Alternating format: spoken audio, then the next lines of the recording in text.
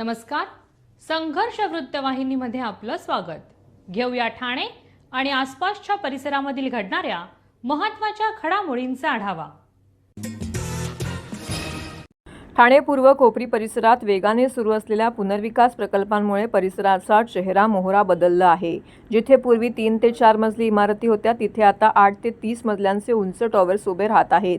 या झपाट्याने होणाऱ्या शहरीकरणामुळे लोकसंख्या मोठ्या प्रमाणामध्ये वाढणार असून भविष्यात कोपरीतही घोडबंदर रोडसारखी टँकर पाण्यावरती अवलंबून राहण्याची भीती नागरिकांकडून व्यक्त केली जाते. सध्या कोपरी परिसराची लोकसंख्या अंदाजे 1.5 लाखांच्या पुढे गेल्याचं चित्र आहे. आगामी काळामध्ये नवीन गृहसंकुलाच्या वाढीमुळे हा आकडा आणखीन वाढणार असून नागरी सुविधांवरती विशेषतः पाणीपुरवठा व्यवस्थेवरती प्रचंड ताण पडण्याची शक्यता आहे. मर्यादित पाणी टाक्या, जुनी वितरण व्यवस्था आणि वाढती मागणी यामुळे भविष्यामध्ये पाणीपुरवठा अपुरा पडू शकतो अशी स्थानिकांची चिंता आहे. ठाणे शहराला सध्या सुमारे 590 MLD पाणीपुरवठा होत असला तरी ठाणे पूर्व विभागाला त्याचा पूर्ण व पुरेसा लाभ मिळत नाही. त्यातच धरणातील घटता पाणीसाठा आणि वेळोवेळी करण्यात येणारी पाणी कपात यामुळे परिस्थिती अधिकच गंभीर बनत आहे. घोडबंदर येथील परिसरात मोठ्या गृहसंकुलांमुळे अनेक सोसायट्या टँकरच्या पाण्यावरती अवलंबून आहेत. त्याच धर्तीवरती कोपरीतही भविष्यामध्ये टॉवर्स वाढतील, पण पाणी टँकरवर जाईल का असा प्रश्न नागरिकांमध्ये चर्चेत आहे. जर आतापासून नियोजन झाले नाही तर कोपरी ही टँकर पाणी पुरवठ्याच्या संकटात अडकू शकते अशी भीती व्यक्त केली जात आहे. याविषयी ठाणे पूर्व परिसरातील पर्यावरण अभ्यासक डॉक्टर प्रशांत सिनकर यांनी प्रसारमाध्यमांशी बोलताना अधिक माहिती दिली आहे. नमस्कार, मी पर्यावरण अभ्यासक डॉक्टर प्रशांत सिनकर. कोपरी प्रभागात गेल्या वर्षभरात पुनर्बांधणीला खूप जोर आलेला आहे. पूर्वी जिथे 3 ते 4 मजली इमारती होत्या त्या आता 8 ते 30 मजल्यापर्यंत वाढणार आहे. खरं तर ठाणे शहरात 590 MLD पाणी पुरवठा ठाणे महापालिका करते. त्यापैकी 20 MLD पाणी पुरवठा ठाणे पूर्व आणि कोपरी भागात येतो. कोपरी भागात आता जर लोकसंख्या बघितली साधारण 1.5 ते 2.5 लाख ही लोकसंख्या आहे. त्याच्या अनुषंगाने आजचं पाणी मुबलक आहे. मात्र भविष्यात हे पाणी अधिक लागण्याची गरज लागणार आहे. त्यातच आता ठाणे महापालिका आमच्याकडे 2 नवीन टाक्या बांधत आहे आणि ज्या पूर्वीच्या 2 जुन्या टाक्या पाडून त्या ठिकाणी 2 टाक्या बांधतात. एक टाकी कन्हैयानगर आणि एक टाकी धोबीघाटात, 2 टाक्या धोबीघाटात आहेत. मात्र जरी असं असलं तरी भविष्याचा विचार केला तर ह्या पाण्याची जी समस्या आहे खूपच म्हणजे खूप कमजोर पडणार आहे. आजच्या क्षणाला जी लोकसंख्या आहे ती माझ्या माहितीप्रमाणे 2 ते 2.25 लाखाच्या वरती जाणार आहे. आणि जी घोडबंदर रोडची परिस्थिती आज आहे की जिथे टँकरचे पाणी पुरवठा होतोय, प्रशासन महानगरपालिका सांगते पाणी मुबलक आहे, आम्ही सगळं करू, मात्र आजही त्या ठिकाणी टँकरचे पाणी पुरवठा होतोय. तशीच अवस्था ठाणे पूर्व भागात होण्याचाही धोका आहे. त्यामुळे ठाणे पूर्व भागात म्हणजे कोपरी पूर्व भागात त्या ठिकाणी नवीन पाणी जलयोजना राबवून जास्तीत जास्त टाक्या लावणं, त्यापर्यंत वाढीव पाणी कसं मिळेल याचं नियोजन ठाणे महापालिकेने करणं गरजेचं आहे. आज ठाणे महापालिकेकडे स्वतःचं धरण नाही आहे. आज दुसऱ्यावरती ठाणे महापालिका पाण्यावरती अवलंबून राहावं लागतं आहे. अशा परिस्थितीत हे वाढतं काँक्रिटीकरण आणि वाढत्या इमारती या खरंच ठाणेसाठी चांगल्या की वाईट हे ठाणेकरांनीच ठरवावं. ह्या संदर्भात नुकतंच मी पत्र माननीय मुख्यमंत्री देवेंद्र फडणवीस यांना दिलं होतं. त्यांचाही रिप्लाय आला, त्यांच्या विभागाचा रिप्लाय पण देखील आला की संबंधित विभागाला आम्ही सांगू. मात्र हे जरी असलं तरी भविष्यात ठाणेकरांसाठी, विशेष करून कोपरीकरांसाठी पाण्याची उपलब्धता होणे ही काळाची गरज लागणार आहे. लोकप्रतिनिधी देखील याकडे गांभीर्याने लक्ष देऊन याचा पाठपुरावा आत्तापासून जर केला तर भविष्यात पाण्याची टंचाई कोपरीला भासणार नाही. ते त्यांच्याकडे पाठपुरावा केला नाही, मात्र मीडियाच्या धर्तीने त्यांच्यावर ही माहिती गेली असेल. कदाचित त्यांनी त्याचा पाठपुरावा खरं तर या सगळ्यांनी म्हणजे लोकप्रतिनिधी म्हणा सगळ्यांनीच करणं आवश्यक आहे. कोपरीकरांसाठी नेहमीच हा विषय जिव्हाळ्याचा ठरेल. ठाणे महानगरपालिकेचे मालमत्ता कर म्हणजेच प्रॉपर्टी टॅक्स भरण्याचे आवाहन. सन 2022-23 या आर्थिक वर्षाचे मालमत्ता कराचे म्हणजेच प्रॉपर्टी टॅक्सचे बिल ठाणेकर करदात्यांना महापालिकेमार्फत आर्थिक वर्षाच्या सुरुवातीस म्हणजेच माहे एप्रिल 2022 मध्ये देण्यात आलेले आहे. तथापि अद्यापही काही करदात्यांनी मालमत्ता कर महापालिकेकडे जमा केलेला नाही. सध्या आर्थिक वर्षाचा अंतिम टप्पा सुरू झाला आहे. मालमत्ता कर वसुलीसाठी महापालिकेतर्फे कडक कारवाई हाती घेण्यात आली आहे. या अंतर्गत जंगम मालमत्ता, टीव्ही, फ्रीज, वाहन व इतर जप्त करणे तसेच स्थावर मालमत्ता वॉरंट बजावून जप्त करण्यात येत असून मालमत्तेचा जाहीर विक्रीद्वारे लिलाव करून कराची रक्कम वसूल करण्यात येत आहे. मालमत्तेस पाणी पुरवठा करण्यात येणारे नळ संयोजन खंडित करण्यात येत आहेत. त्याचप्रमाणे थकीत मालमत्ता करावर 2% व्याज आकारले जात असल्याने भरावयाची रक्कम वाढत आहे. आपला मालमत्ता कर propertytax.thanecity.gov.in या लिंकद्वारे तसंच गुगल पे, फोन पे, पेटीएम याद्वारे ऑनलाईन पद्धतीने करण्याची सुविधा उपलब्ध करून दिली आहे. शनिवार, रविवार व सार्वजनिक सुट्टीच्या दिवशी नागरिकांना मालमत्ता कर भरणे सोयीचे व्हावे याकरता महापालिकेचे मालमत्ता कर संलग्न कार्यालय या दिवशी कार्यान्वित ठेवण्यात आलेले आहे. तरी मालमत्ता कर वसुलीची अप्रिय कारवाई टाळण्याच्या दृष्टिकोनातून मालमत्ता कर भरून महापालिकेस सहकार्य करावे. धन्यवाद. गावदेवी भाजी मंडई येथे लागलेल्या आगीच्या पार्श्वभूमीवरती महापौर शर्मिला पिंपोळकर यांनी भाजी मंडई येथे पाहणी केलेली आहे. गावदेवी भाजी मंडई येथे लागलेली आग ही मोठ्या प्रमाणात लागल्याने नुकसानही बरेच झालेले आहे. या ठिकाणच्या गाळेधारकांना 1 जूनपर्यंत पुनर्वसन करण्यात येईल असं सांगितलं होतं, परंतु आज प्रत्यक्ष पाहणी केल्यानंतर कामाचा आवाका हा मोठ्या प्रमाणात असून काम हे तांत्रिकदृष्ट्या करण्याच्या दृष्टिकोनातनं आणखी काही कालावधी लागेल व सुस्थितीत गाळे येथील गाळेधारकांना देण्यात येतील असं महापौर शर्मिला पिंपोळकर यांनी नमूद केले आहे. या पाहणी दौऱ्यात सभागृह नेते हनुमंत जगदाळे, शिवसेना गटनेते पवन कदम, नगरसेवक राम रेपाळे, स्थानिक नगरसेवक संजय वागुले, सुनेश जोशी, नगरसेविका मृणाल पेंडसे, अतिरिक्त आयुक्त 2 प्रशांत रोडे, उपायुक्त जी गोदेपुरे, मधुकर बोडके, डॉक्टर मिताली संचेती, उपनगर अभियंता शुभांगी केसवानी, सहाय्यक आयुक्त महेशकुमार जामनोर, कार्यकारी अभियंता मोहन कलाल, आपत्ती व्यवस्थापन अधिकारी यासिन तडवी, मुख्य अग्निशमन अधिकारी गिरीश झळके यांच्यासह विविध अधिकारी विभागाचे उपस्थित होते. यावेळी महापौर शर्मिला पिंपोळकर यांच्यासह सर्व पदाधिकारी अधिकारी यांनी गावदेवी भाजी मंडईची अंतर्गत पाहणी केली. पहिल्या मजल्यावर असलेल्या नौपाडा प्रभाग समिती कार्यालयाची देखील पाहणी केली. हे कार्यालय सुस्थितीत करण्याच्या सूचना महापौरांनी दिल्यात. सद्यस्थितीमध्ये सर्व डेब्रिज काढण्याचे व स्थापत्य संलग्न काम सुरू आहे. महापालिकेची संपूर्ण यंत्रणा पूर्ण क्षमतेने साफसफाईचे व इतर संलग्न काम करत असून सर्व गाळे सुस्थितीत करण्यासाठी आणखी काही दिवस लागणार असल्याचं महापौरांनी येथे उपस्थित असलेल्या भाजी विक्रेत्यांशी संवाद साधताना नमूद केलं आहे. गावदेवी भाजी मंडई येथील कामकाज सुरू असताना प्रत्यक्ष पाहणी करून स्थानिक नगरसेवकांनी कामकाजाबाबत मार्गदर्शन करावे असं महापौरांनी नमूद केलं आहे. माननीय महापौर यांच्या समवेत सर्व पदाधिकारी आणि अधिकाऱ्यांच्या उपस्थितीमध्ये गावदेवी या ठिकाणी झालेली अतिशय दुःखद अशी दुर्घटनेच्या बाबत निश्चितच प्रकारे ठाणे शहरातल्या सर्वच नागरिकांना, राज्याचे उपमुख्यमंत्री शिंदे साहेबांना सुद्धा अतीव दुःख झालं आणि त्या अनुषंगाने यामध्ये झालेले 2 मृत्युमुखी आणि 3 जखमी यांना निश्चित प्रकारे महापालिकेच्या वतीने एक तात्काळमधून मृत्युमुखींना 10 लाख रुपये आणि जखमींना 3 लाख रुपये देण्याचं त्याच दिवशी आम्ही जाहीर केलं होतं. त्या अनुषंगाने आज प्रत्येकाच्या घरी जाऊन त्या ठिकाणी महापौरांच्या समवेत सर्वांना तो धनादेश अदा केला. त्याचबरोबर गावदेवी या ठिकाणी असणाऱ्या बांधकामासंबंधी 1 जून पूर्वी त्या ठिकाणचं बांधकाम पूर्ण करून पूर्वतः त्या ठिकाणी मार्केट चालू करण्यासंबंधी भूमिका घेतली होती. त्या अनुषंगाने आज या ठिकाणी आम्ही पाहणी केली असता त्या ठिकाणी निश्चित प्रकारे त्या कामाचं स्वरूप जर पाहता 1 जूनला ते शक्य नाही आणि अजून 10-15 दिवस लागतील आणि त्या ठिकाणचे काम अतिशय चांगल्या प्रकारे सुस्थितीमध्ये भविष्यात अशी घटना घडू नये त्या अनुषंगाने करण्याची भूमिका घेतली.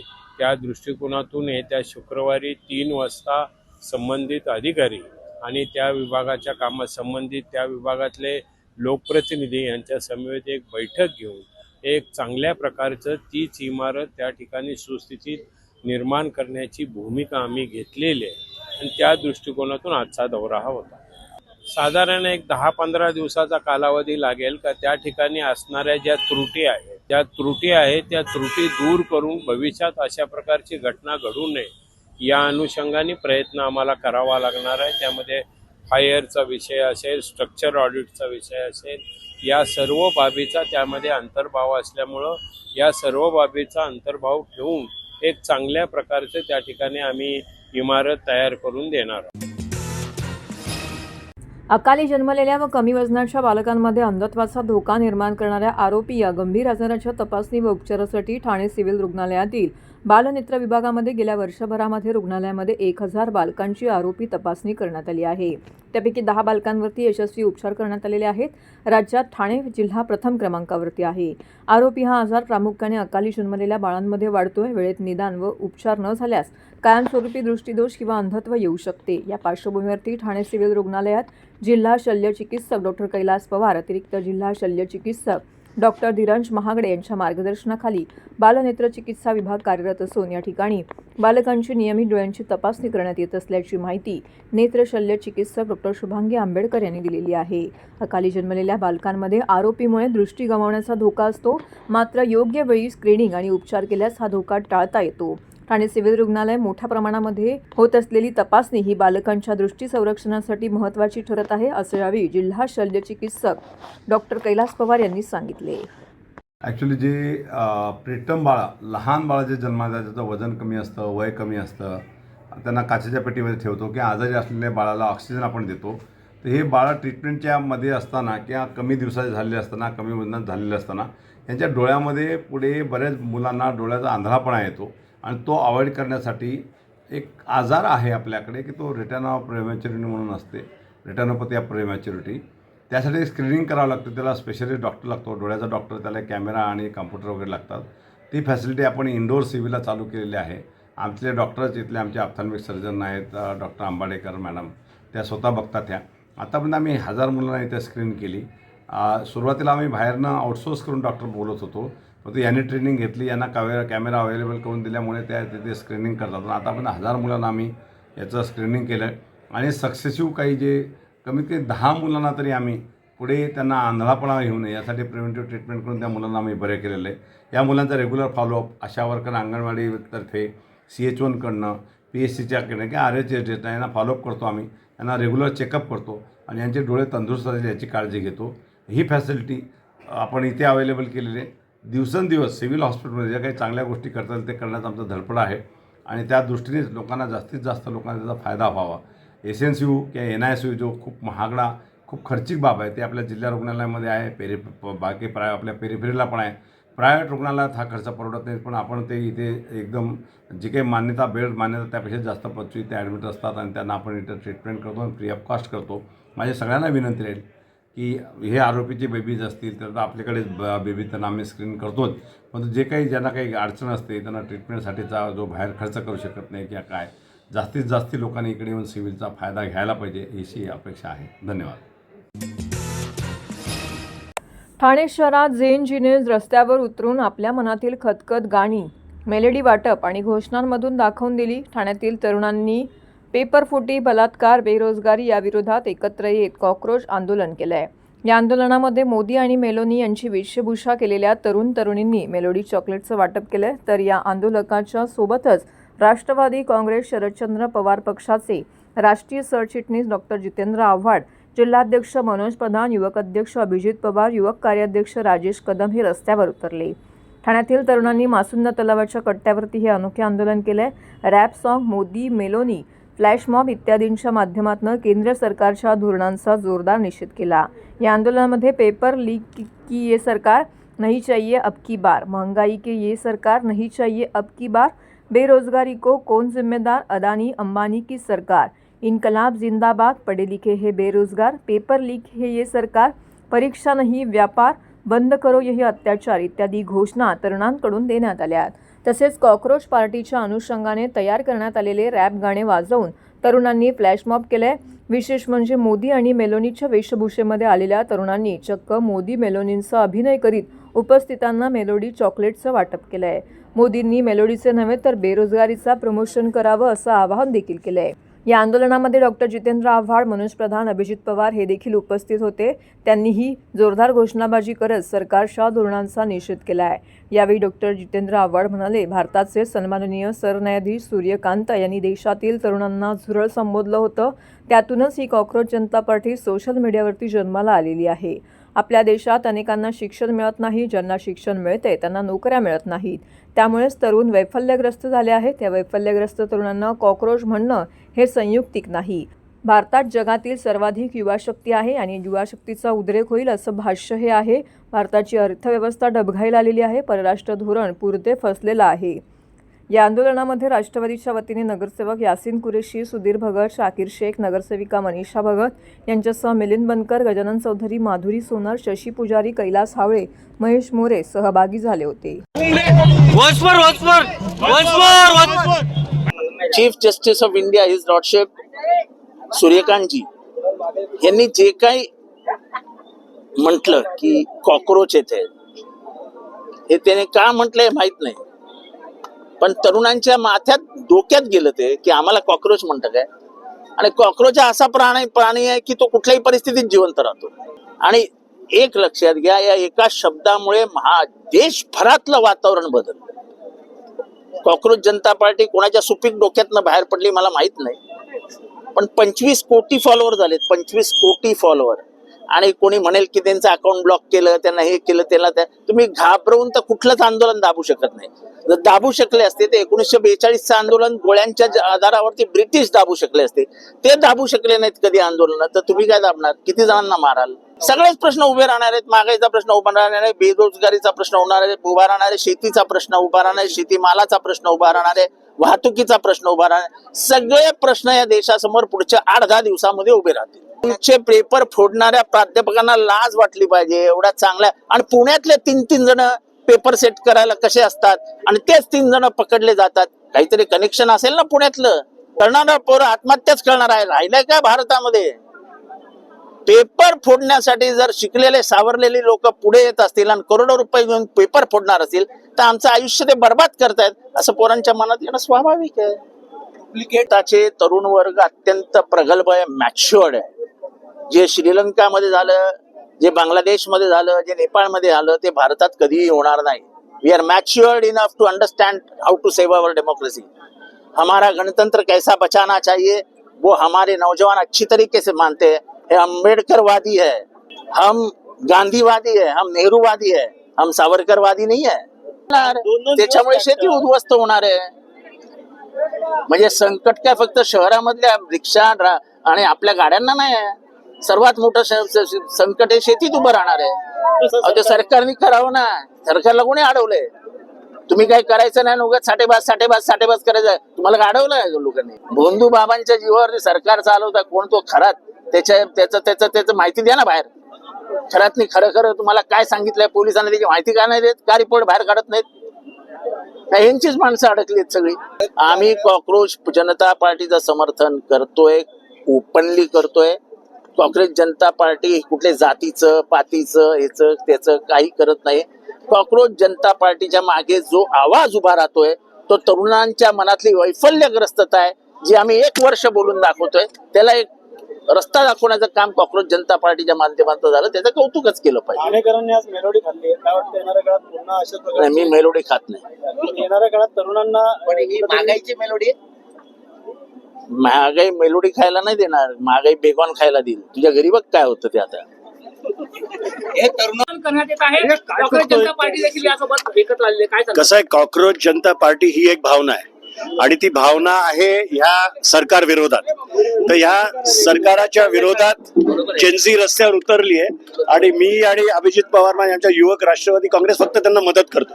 खऱ्या अर्थाने हे काय आमचे कार्यकर्ते नाही, हे स्वतःहून उतरलेले ठाण्यातले नागरिक आहेत आणि त्यांना राष्ट्रवादी फक्त मदत करते. त्यांची भावना सरकारपर्यंत पोहोचवायची आहे आणि ती मला असं वाटतं की आपल्या माध्यमातून पोहोचेल.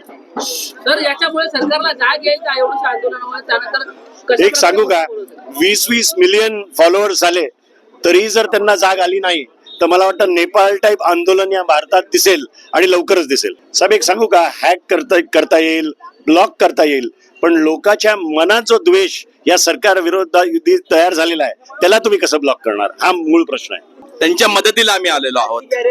ज्या पद्धतीचं राजकारण, ज्या पद्धतीने युवांना चोप दिला जातोय, युवांचं आंदोलन चालू असताना त्यांना मारलं जातंय, एखादं विनयभंग झालेला असेल किंवा कोणाचा मर्डर झालेला असेल, बलात्कार झालेला असेल, ते आंदोलन करत असतील त्या लोकांना मारलं जातंय, ही या सरकारची अवस्था झालेली आहे. आणि याच्यासाठी ज्या तरुणांना कोणी कॉक्रोच बोललेलं आहे, ते कॉक्रोच काय करू शकतात हे आज या ठिकाणी कॉक्रोच युवकांनी दाखवले आहे. हे कॉक्रोच कोण आमचे कार्यकर्ते वगैरे कोण नाहीयेत, त्यांनी फक्त एक कॉल केला की आम्हाला फक्त सपोर्ट द्या, त्यांच्यासाठी आम्ही इथं आलेलो आहोत. ते स्वतःहूनच सगळे जमा झालेले आहेत. या पद्धतीचं राजकारण बीजेपी सरकार करत आहे. त्या राजकारणात त्या लोकांचा द्वेष, या युवकांचा दोष, या कॉक्रोचांचा दोष इथे दिसत आहे. Yes, I am a cockroach. जो हमारे देश में जो कुछ युवाओं के साथ हो रहा है, जो पेपर लीक्स हो रहे हैं इधर, और बहुत सारी ऐसी चीज़ें हैं जो हमारे देश में हो रही है, पर मोदी जी हमारे जो बाहरी देशों में जो उनका दौरा है उन्होंने चालू रखा है, तो उसके अगेंस्ट में लोगों को, युवाओं को एक साथ आना ज़रूरी था. इसके लिए हम लोग ने ये एक साथ आने से आंदोलन किया है. उद्देश्य ये है कि सरकार को जाग आनी चाहिए है कि और कितना वक्त हम रुक सकते हैं. तो अभी वो वक्त हो चुका है कि सब युवाओं को एक साथ आके ये सरकार के अगेंस्ट में कुछ तो, यानी युवाओं के पीछे खड़ा रहना जरूरी है. मेलोडी अभी बहुत फेमस हो गई है, तो मुझे यही कहना है कि देश में तो सबसे भयंकर जो स्थिति है वो थी बलात्कार की, और अभी तो सब बच्चों का भविष्य भी धोखे में आ रहा है. एक से बढ़कर एक क्राइम होते ही जा रहे हैं. और अभी जब जो हम मेलोडी का सीन हर अकाउंट पे देख रहे हैं कि हमारे पीएम फॉरेन में गए हैं, चलो वो बहुत जन बोल रहे कॉन्ट्रैक्ट के लिए गए हैं, देश के भले के लिए गए, देश के काम के लिए गए, ठीक है, देश के भले के लिए गए, बहुत बढ़िया बात है. बट इस स्थिति में, जिस स्थिति में हमारा देश है, उस स्थिति में क्या वहाँ पे जाके मेलोडी का प्रमोशन करना सही है? क्या हमारे पीएम को, वहाँ के पीएम को मेलोडी गिफ्ट देना सही है? क्या ये शोभनीय वर्तणूक है? क्या लगता है देश के युवाओं का भविष्य धोखे में है? अगर उनकी पर्सनल लाइफ है, हैप्पीनेस है, ग्रेट, तो वो उन्होंने सोशल मीडिया पे नहीं डालना चाहिए था, नहीं अपलोड करना चाहिए था. उस वजह से हमारे देश में बहुत से युवाओं के मन दुखे हैं, बहुत से स्टूडेंट्स आक्रोश में है, कितने स्टूडेंट्स तो सुसाइड के लेवल पे है. तो सरकार को मुझे यही अपील करनी है, सर मेलोडी का प्रमोशन बहुत हो गया, अभी भविष्य का और एजुकेशन का प्रमोशन कीजिए प्लीज़. उसका तो कोई प्रमोशन ही नहीं कर पा रहा है ना, क्योंकि हर बार जब हम पेट्रोल भरने जा रहे तो पैसे का आंकड़ा तो बढ़ ही रहा है, 1-1, 2-2, 3-3, 4-4 रुपये से बढ़ ही रहा है. बट हम प्रमोशन किस चीज़ का कर रहे हैं? मेलोडी. बेरोजगारी का प्रमोशन कोई कर नहीं रहा. इतने 3-3, 4-4, 5-5, 6-6 साल के बच्चों के ऊपर रेप हो रहे, उसके बारे में कोई बात नहीं कर रहा है. 60-70 साल की औरतों के ऊपर रेप हो रही, उसके बारे में. लेकिन हमारी सरकार फॉरेन में जाके मेलोडी सबको स्प्रेड करी है. तो ये सरकार को सीधा सीधा हमारा प्रश्न है कि हमारे सब क्वेश्चंस का आंसर कब सॉल्व होगा. तर हे होतं संघर्ष वृत्तवाहिनीचं आजचं बातमीपत्र. उद्या पुन्हा भेटू याच वेळी याच ठिकाणी ताज्या घडामोडींसह. तोपर्यंत नमस्कार.